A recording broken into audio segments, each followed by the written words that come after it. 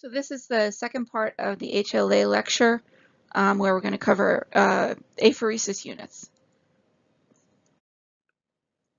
So hematopoietic stem cells, they can come from, or they can be collected in the three different ways as we talked about. You can get it directly from the marrow. We talked about how to process and QC those. The second method is by collecting them through apheresis. Now, marrow was the original collection method, but it's actually giving way to apheresis at this point, and that's because apheresis is much less invasive and painful for the donor. And so that's one way to get more donors, of course. So this is much more commonly used because of the ease and of the collection specifically for the donor. And also you can really tailor this to when you need that unit collected.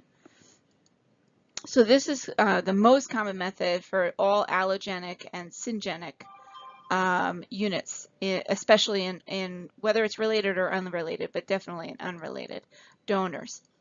However, this does require a second step. So you remember your stem cells are not normally in your peripheral blood. So there has to be a step where we can move your stem cells from the marrow to the peripheral blood, and that's called mobilization. So that's it's chemotherapy in the sense that you use drugs to manipulate the marrow, and basically you're overstimulating the marrow, and also you have to reduce the connection between the marrow and those stem cells, which is normally pretty tight. So we use those methods which will do a couple of things. We do want to suppress it includes myelosuppressive therapy. We want to suppress that but include a hematopoietic growth factor so that we can increase the number of stem cells that are reproducing, right? We don't want them to differentiate, hence the suppression, but we do want them to reproduce. And then at the same time, we have to also include drugs that will decrease the adhesion that those stem cells normally have. They normally have a pretty tight adhesion. That's why you don't see them in the peripheral blood. So we have to reduce that adhesion. That way, as they're replicating, they can slide out into the peripheral blood, and that's where we'll catch them. Okay. Now the cellular content of the unit that we get from in this method is going to be very different from marrow. Marrow is, there's things you can do to manipulate the marrow when you collect it that way, but it's going to contain so many other things, whereas apheresis technology allows us to really hone in on at least the size of cells, the group of cells that we really want. And so because of the really wildly different content, you're going to have a completely different processing method. But overall, really, because of apheresis technology, processing becomes pretty minimal, right? We can target the groups of cells that we want. And of course, what do we want? We want those white cells. That's what we want, the stems and the white cells. Okay, so the biggest area of processing really comes down to volume reduction, to get the smallest volume that we can to insert in the patient. So mobilization itself, this is normally these stem cells, these HPC, these normally maintain their position in the bone marrow or hold their position in the bone marrow by several of the factors that are shown here. So you have CXCR4, there's a receptor on the stem cell that will attach it to the stromal cells. And then you also have a beta-1 integrin adhesion molecule that attaches to VICAM and fibronectin. And then, of course, the CD44 that's on the cell itself also allows it to attach to high hyaluronic acid. So we have several attachment sites that we have to dissociate them. Otherwise, the stem cell will stay attached to the stromal cells, to the supportive cells that are present in the bone marrow, like that's normal. It's supposed to stay there. Okay, so we have to cause disassociation or dissociation between those receptors and their ligands on the stromal cells. So there's a couple of things that are done. Obviously, one of the first things that we do is we want to suppress the actual differentiation of these cells, right? We don't want the stem cell to take a pathway. We don't want it to commit to anything at this point. So we inhibit that. We also give growth factors. So we get these dividing so that we produce more of them. Still, we don't want them to commit, just produce more of them. And then finally, we add blocking agents that will get rid of the connection between the stem cells and the bone marrow itself. Okay. And the idea, if we use these kind of methods, we can actually see a rapid increase in the circulating. Well, obviously, any circulating HPC would be an increase, right? We're not supposed to have any, but we can see a pretty big boost in a circulating HPC. That's what we're looking for, circulating HPC, and it might only take a couple of days, literally. Very strong drugs. So the most common method of breaking those bonds really is associated with releasing some of the molecules that are present already in the bone marrow, things like metalloproteases, elastases, and cathepsin G. Those are things which we know can break those receptor ligand binds. So any molecule that will upregulate those, any drug that will upregulate those, would be obviously useful in this method. But then you can also use other drugs that have been developed which actually directly disrupt or block the HPC. They could be competitive antibodies, they could be some kind of ligase that's also produced. They have VLA4 antibodies. They have oligopeptides that are able to block CXCR4. So there are drugs that are available and in production or development, which they actually work much quicker. So if you use upregulation, you'll see HPC increase in a number of days. That's not bad. But if you use direct blocking agents, like for example, a VLA4 antibody, you can actually see increases within minutes or hours. Pardon me. Now this might be something that some doctors pair up. So they keep the patient on the upregulation drugs for maybe some days beforehand to increase the numbers, and then just before collection, since it literally can take only hours, you can give the patient a dose of a VLA4 antibody or something like that, and you can see sort of a massive dump into the peripheral blood. It's some of the methods that they use. Not everybody responds equally well to every drug. That's one of the things that's true, and there are a lot of factors that have to be taken into account when we consider who's an appropriate patient or donor for mobilization. The patient's age, the patient's gender, those are factors that have to be taken into account. Do they have some kind of comorbidity themselves, especially one that affects the marrow? I mean, they have some kind of genetic anemia or white cell disease. Might be something we'd consider. Have they ever had this therapy before? Okay, how many times do you want to do this to the patient's bone marrow? And have they ever had cancer before? That's be something. Do we really want their white cells?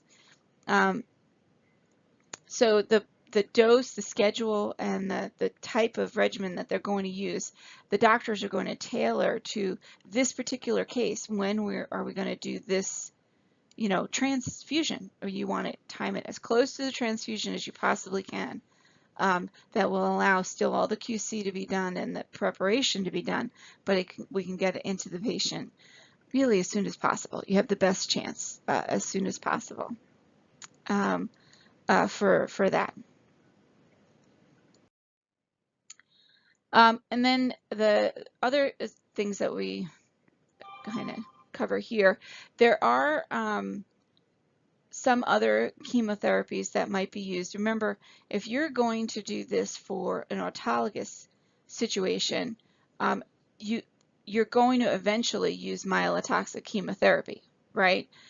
So this is more for when you're talking about an autologous situation where the patient is not only the recipient but also the donor.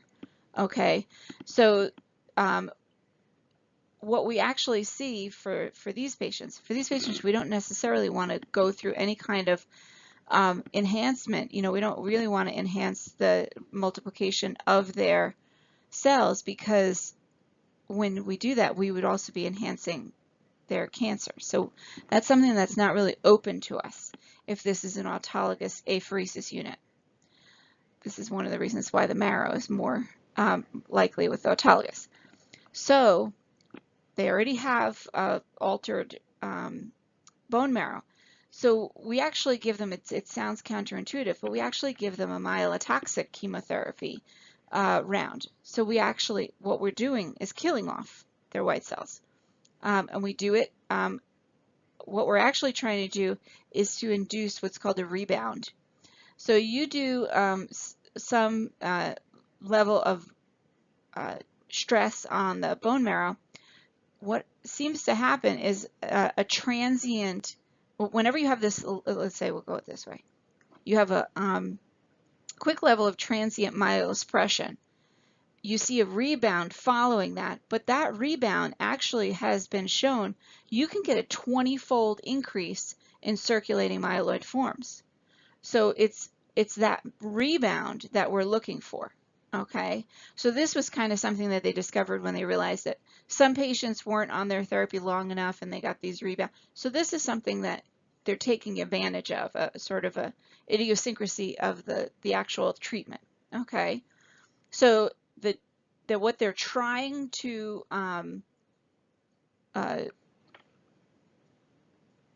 induce is that release of circulating myeloid cells, and that will be related to the how much neutropenia can they produce that will then you will see this myeloid rebound. And so, pardon me, they make a neutropenic phase. The thing is, this takes a little bit of time. So this isn't like with allogenic units where you can measure it in a few days, a few weeks, even hours in some cases. This takes several days, and this is a pretty sick patient, so they have to be monitored and all that stuff.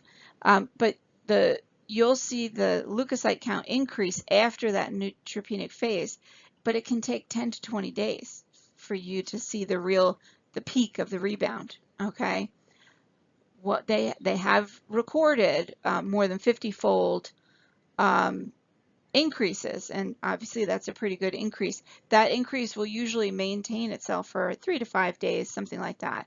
That's when you're trying to plan for the actual apheresis.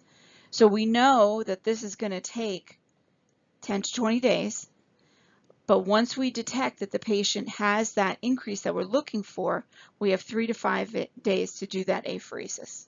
Okay, and hopefully the patient has nothing else to do. Okay. Unfortunately, there's a lot of side effects for this. Of course, it's the same side effects that you would have as any other chemotherapy or cancer treatment, okay? And it's really related to that thrombocytopenia that we're causing. We're doing that, specifically in neutropenia, okay? We are doing that. So you could get bleeds, you could get, obviously, infections. The neutropenia in and of itself can cause a febrile state. So there's a lot of things that can cause, and these are patients who are really sick. They have things like central lines. They have all kinds of things going on. So we do have to watch them. This would be something that would be ideal if we could keep them in a strict, access controlled room. You've heard those, like bubble rooms, things like that, whatever you want to call them. But really what it is it's controlled access, so you don't go in without gowning, mask, and gloving, and that's really to protect the patient because they're in such a high risk state. Okay, and so you're going to monitor this patient pretty closely, and then that allows you to know just when you want to initiate apheresis. Unfortunately, it's kind of like stocks. You don't know. So we say up to a 50-fold.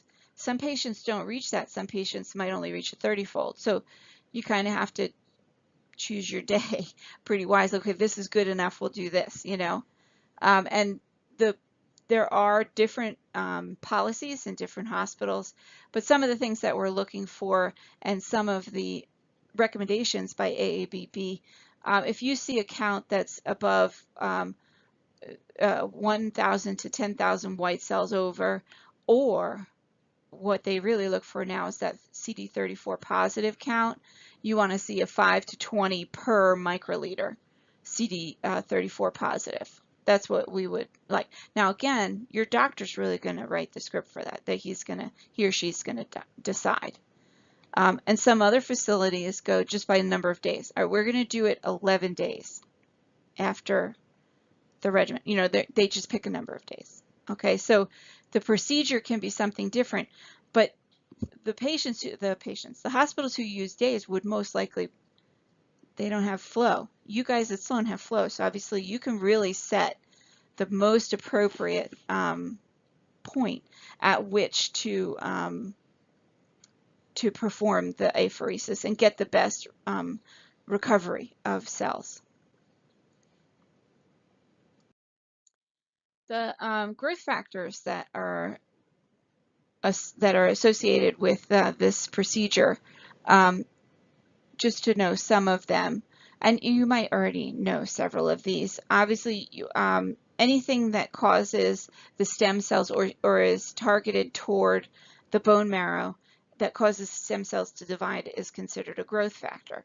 So we have granulocyte colony stimulating factor, or GCSF, and granulocyte macrophage colony stimulating factor, or GM-CSF. Those are the major ones used because usually what we're trying to, those are the ones that we're trying to replace. Okay, obviously those we would use only in the allogenic. Okay, autologous or syngeneic.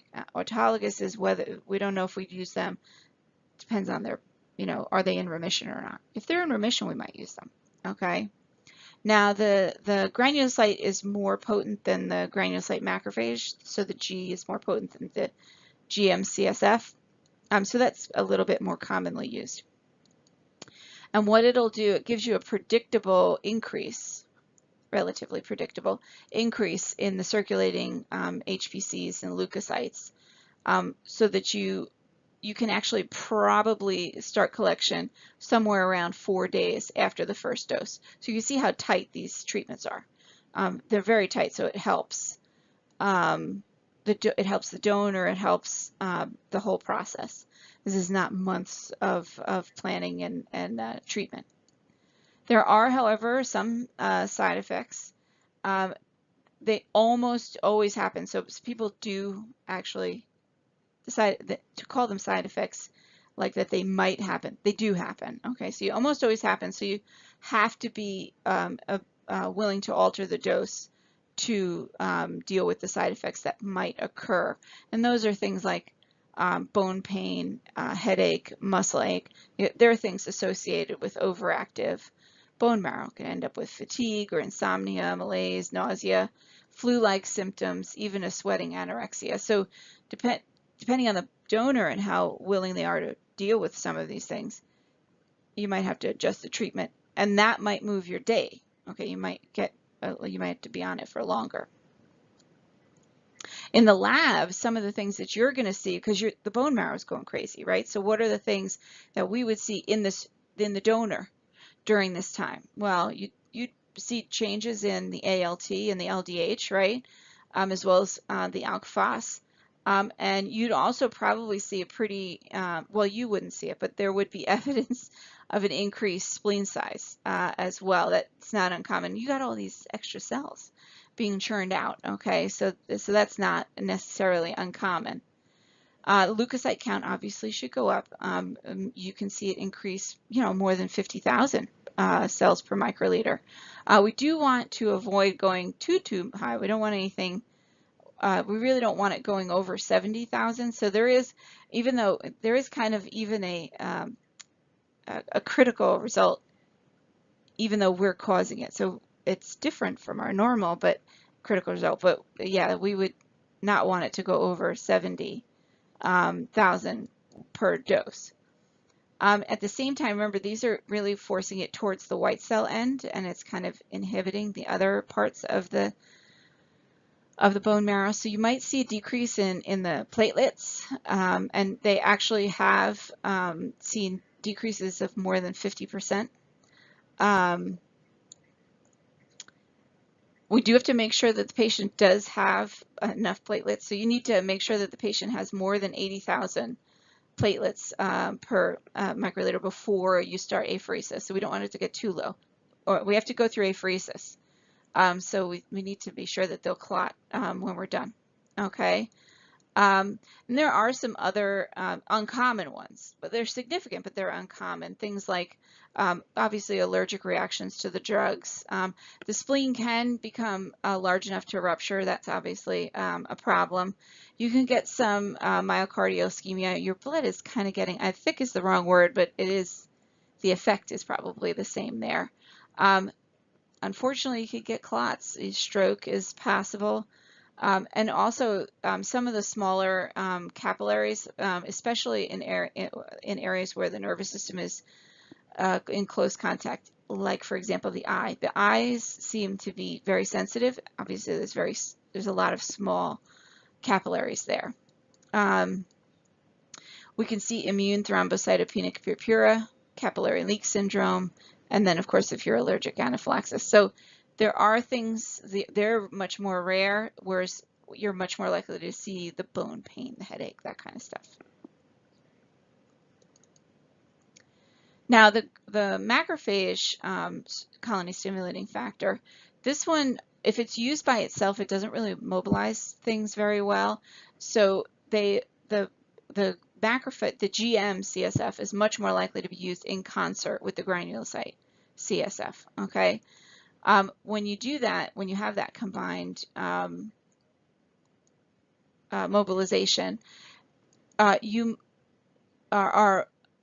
get better immobilization, obviously, over either one alone, but you will also have some other advantages, and that's we can reduce the frequency of contamination with malignant cells, which is called in vivo purging. So the benefits of using both together, both of those mobilizing agents together, depending on the cancer that you're trying to attack, that's a very good side effect.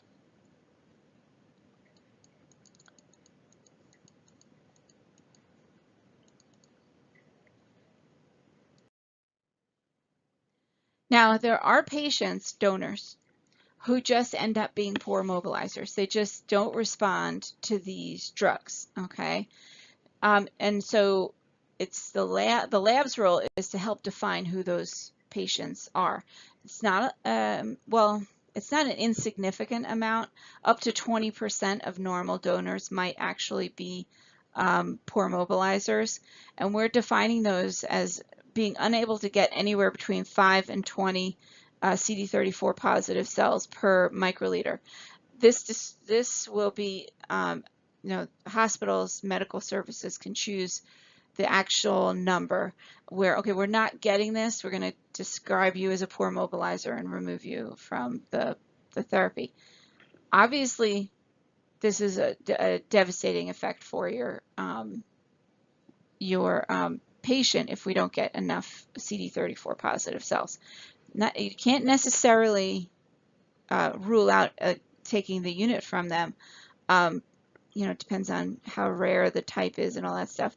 But not getting that that number is, it proves that you're probably going to have less of a chance of engraftment. On autologous donors, there a lot more are poor mobilizers. Up to 50% can be poor mobilizers. And again, depending on your definition, if you have only 1 to 2 times 10 to the 6th CD34 cells, that means, you know, so between 1 and 2 CD34 cells, that's not really all that great, okay? And the reason this is important is that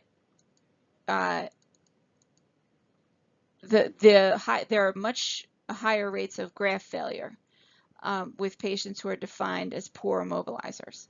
So again, you might still use the product that you get from them because you don't have another one, but the chances of graft failure are lower, and then there's also usually more post-transplant complications for the patient. All of that has to be taken into account. There is no overall consensus as to how to deal with these. This is something that you'd have to go to, I mean, you'd have to include your ethics board in the hospital on decisions like these. If you have a high rate of failure with these, how sick is your patient? You know, are they going to die literally like today if we don't give them this? It depends. Graft versus host disease is a very painful way to die if that's the way it goes. So this all has to be, again, discussed with the patient. What are the factors? Here's your little chart. Again, probably the biggest one is the patient history. So have they had something, you know, some kind of chemotherapy before? But there are issues that we can choose. The techniques that we use, we can control those. What kind of chemotherapy do we give? What kind of growth factors do we use? We're using combined or, you know, standalone therapies. Those are the kinds of things we can potentially look at. The rest of the stuff, you know, we have no control over the donor's age or the patient's age. We have no you know, control over this. The donor is the person who matches, who comes forward. And they might be male or female, they might be young or old, they might have a good or a bad health history. These are all things, but we know that the you know, previous cancers, things like that, not necessarily stuff we would want to pass on.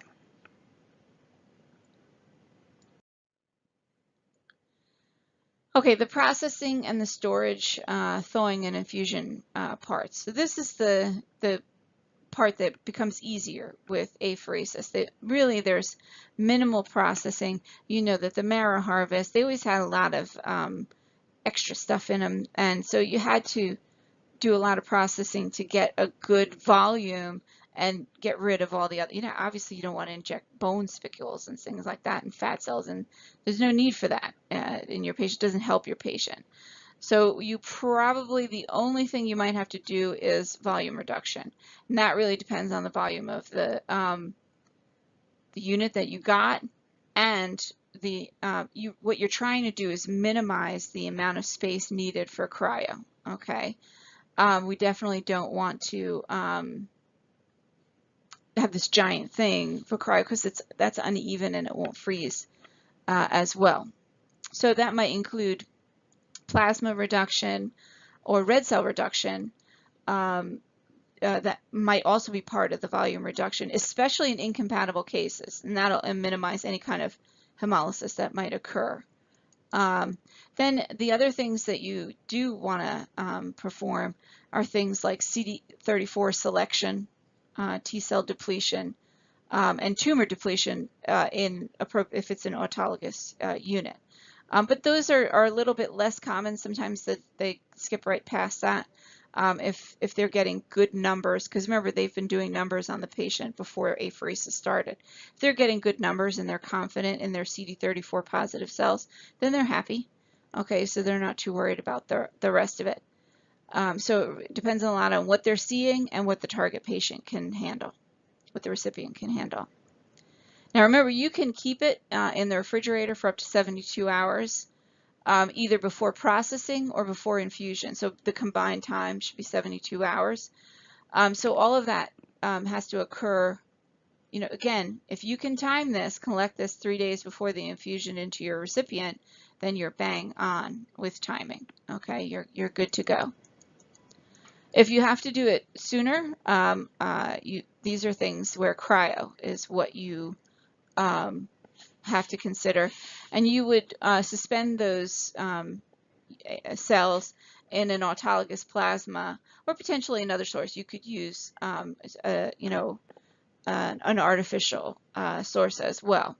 And the idea is to get a final concentration of somewhere, well, of exactly, if you can, 10% DMSO. And then, of course, you'll go through that controlled freeze. A controlled freeze for cryo, you want to reduce the temperature by 1 to 2 degrees Celsius 1 to 2 degrees Celsius per minute, down to somewhere between -30 and -50, and then you can pick up the pace. You can go more like 2 or 3 degrees Celsius per minute down until you get to -90. Okay, that's a controlled freeze.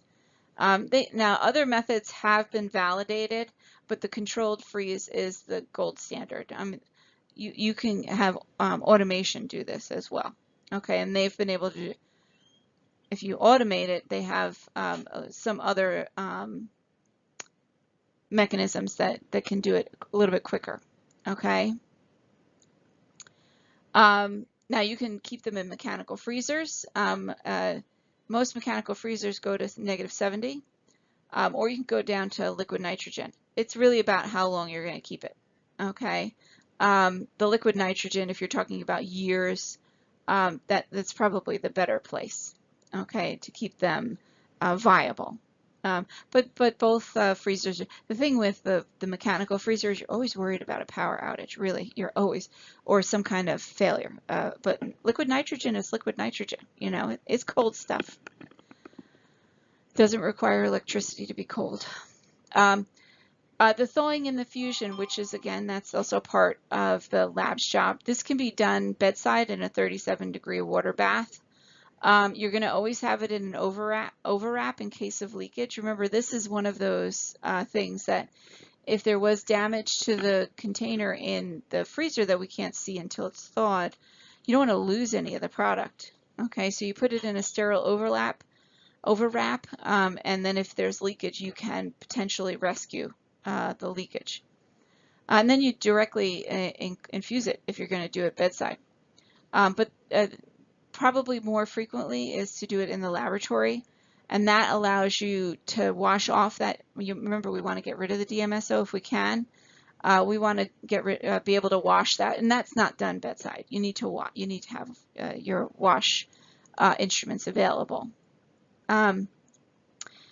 If the patient can tolerate it, you're probably going to do a rapid infusion to get that material in there. And you just infuse into their vein, and then you give them the proper chemotherapy to force those cells back into the bone marrow. Okay. Again, remembering you want to use a filter, but it can't be a leukocyte reduction filter. Okay, because that would be silly. Okay, we don't want to remove anything that's in there. Infusion reactions are similar to what you might see in any other unit, especially one that contains DMSO. Most of the reactions are associated with DMSO toxicity. So apheresis doesn't really change that. However, because the presence of DMSO is really only in cryopreserved units, those obviously have a higher rate of infusion reactions. Again, more evidence that you should probably do the freeze thaw, the thawing in the lab so you can wash off that DMSO. And what does the toxicity look like? Well, they get nauseous, they start vomiting, they may develop hyper or hypotension. They'll get sort of a flushing, chest tightness, and cramps. Bradycardia also can happen. That's a pretty good sign of DMSO. Okay. Anytime you get more than a gram, anything 0.8 to 1 gram per kilogram of patient, of DMSO, that's where you're really going to see more extreme symptoms associated with toxicity, including things like cardiac dysfunction, including fatal arrhythmias, dysrhythmias. So if you're really worried about DMSO toxicity, how bad is the patient's liver? How big is the patient? Is this a baby? Is this a kid?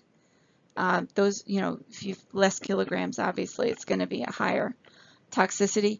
Then you're probably going to spread the infusion over more than one day to give the liver time to deal with the toxin. Okay. Obviously, children are the most susceptible to DMSO, and so for them, we're really concerned about getting as much out as possible and then lengthening the infusion rate. The other issue is that we do have an issue with bacterial contamination. Apheresis is a long-term phlebotomy, right? Normal phlebotomy, you're in and you're out. The needle is in the skin very transiently, and you don't have the risk of bacteria actually being able to use the needle as a conduit after it's in is not very likely. However, when the needle is in there for a long time, just like with any other indwelling mechanism, it really only takes a few hours, and so we do see contamination of these units, of apheresis units. It's almost always skin contamination. So again, properly prepping the arm is vital. But it's still only 0.2 to 5% of the apheresis units where we see bacterial contamination. Again, these are usually pretty susceptible bugs. Give them antibiotics along with it to prevent any major issues. Use of contaminated grafts, it has to be considered. It has to be clinically considered. And so again, give them antibiotics. You have to have patient consent, though, as well. The clinical use of these apheresis units, well, most of the units that are used today are apheresis units. That's pretty much what we use for almost all malignant conditions. Even for those who are in partial or complete remission, we still do autologous units apheresis-wise, if we can. It's just so much less invasive, okay? The types of diseases that have been shown to benefit from these include anything that is where we're considering high-dose anti-cancer therapy. They'll do like this massive, blast to try and reduce the cancer cells, and then they'll still try and do hematopoietic rescue if they can. Okay.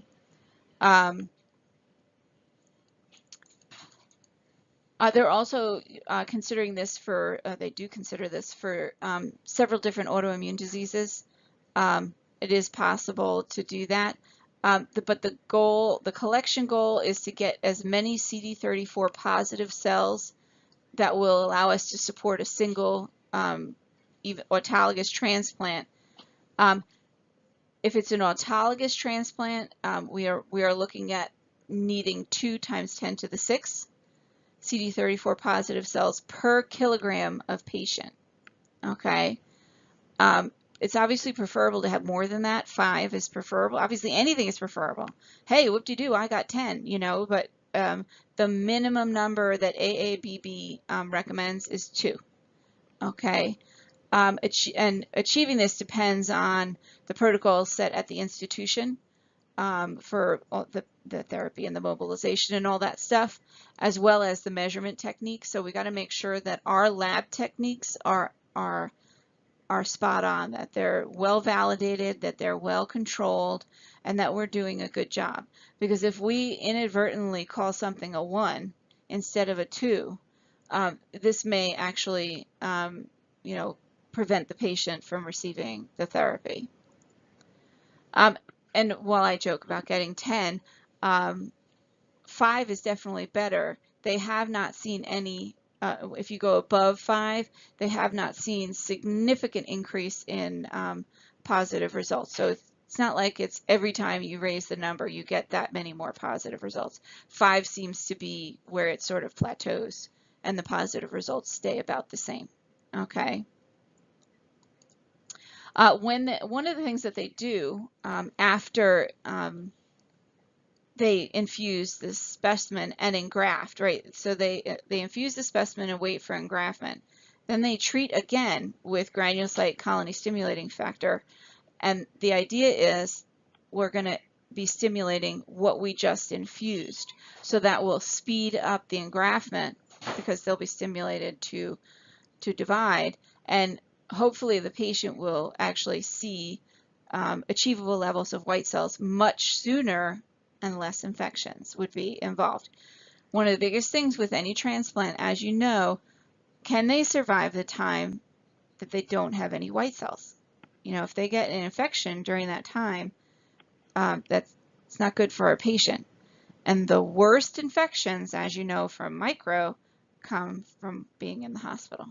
Okay, these patients, you know, we want to get them out of the hospital as quick as possible because the worst diseases are in the hospital. Okay. They have seen engraftments with polymorphonuclear cells. They want to see those higher than 500 per microliter and platelets greater than 20,000. That's what they really want to see in order to be confident of an engraftment. Now let's compare the two, apheresis versus marrow. Obviously, when we look at the collection, apheresis, you get a lot more nucleated cells, and that's because you have that increase, that mobilization period. Now, there's nothing to say that you couldn't mobilize with a marrow phase as well, but since we usually use that for autologous units and the patients are usually sick, I don't know if it's always necessarily an option. We tend to get more CD34 positive cells. Again, mobilization helps with that. And also being able to strictly collect just the white cells out definitely helps. Obviously, if we're eliminating the red cells, we get a whole lot less red cells. It reduces processing and it reduces those hemolytic reactions that can occur with those differences. If we try and give compatible units, that's great. But compatible at ABO doesn't mean it's compatible at the other antigens. Plus, you can do it more than once.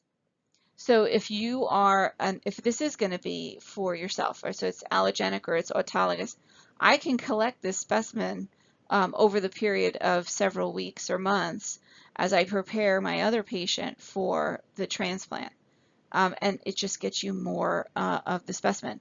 This might be something that would be done for a poor mobilizer so that I can get a better unit for my patient. And we don't need an OR, as we talked about at the very beginning of this. Those ORs for the hospital, they're supposed to be making money.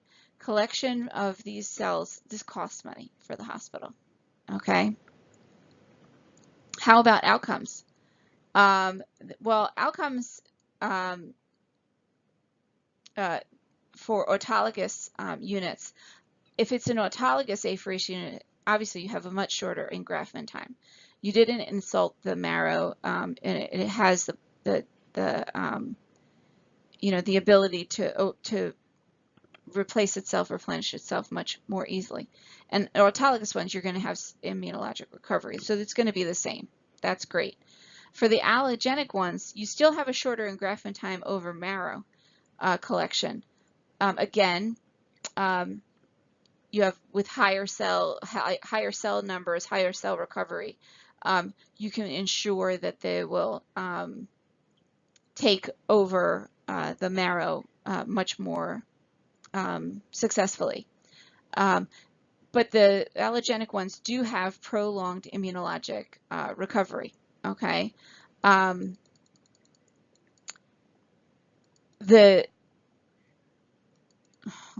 that's silly. Okay. Nope. Okay, so you're going to have a prolonged immunologic recovery, and that depends a lot on well um, uh, how well matched the unit is that you gave to your patient.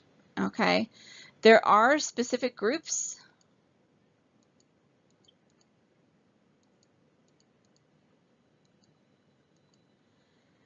There are specific groups that we do see significantly better outcomes with apheresis units. So literally being able to do an apheresis unit for these groups makes their outcome better. And those are the CML, the chronic myeloid leukemias, standard or high risk AML, and myelodysplastic syndrome.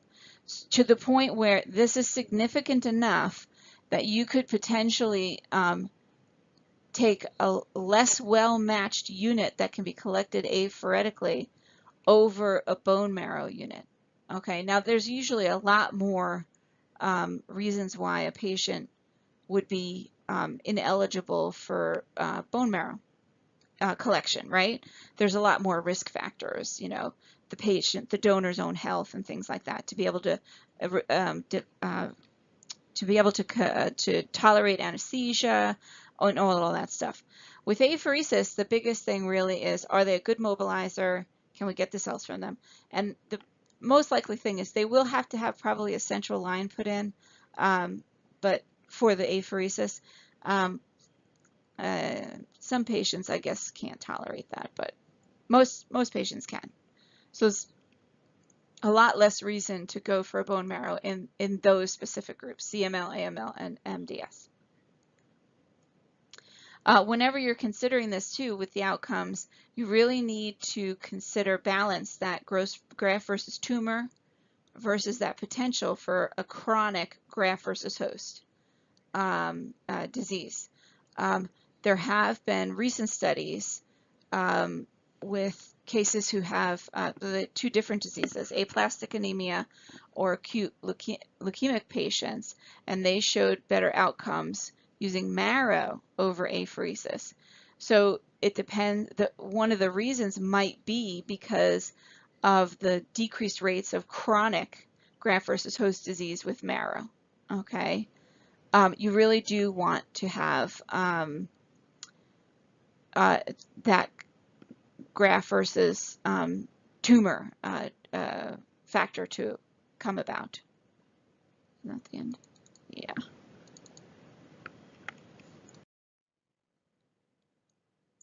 So then now we're going to, your next lecture will be about cords, so we're going to throw those in here. We have the apheresis and marrow. We know that they have shorter engraftment times. Now this is comparing it to cords, okay? Apheresis and marrow actually has a shorter engraftment time than the cord, okay? It also has fewer failures than the cord. Cord engraftments can fail more frequently. And if I gave you blood, to, a unit today, and the cells weren't all that great and the graft failed, you can come back to me next month and we can try it again. Cord blood, that's it, right? Cord blood, obviously the collection's easy. Great, it's easy collection, doesn't hurt anybody, very easy to do. But you can't go back and get another unit. Okay, your baby's only born once. Okay, these are units that are taken from the placenta, from the cord after birth. For the most part, you'll see there's two different ways to collect them. Okay. And they do also have decreased graft versus host disease, and that's mostly related to the reduction in overall antigens that are expressed by the cells at that time when you collect them. So, pardon me, you might think that, well, these must be great. Cord blood is great. It must have, our patients must do so much better on the cord blood ones because there's so much less graft versus host. Well, it is decreased, but the actual overall survival rates have not changed. If you compare cord to marrow, cord to apheresis, the same survival rates. Well, it's probably closest to marrow. Apheresis, I believe, has the highest. But you can see that cord transplants have increased steadily over the years, and a lot of that has to do with the availability of the units. Okay, making sure that they are available. And so as the technology to store them has increased, then so also has their availability and hence their transfusions. But the key thing to note here is look at what's happening to marrow. They're going down. Okay, so they probably have plateaued somewhat, but they are definitely decreased over where they were when they were the only option. Okay.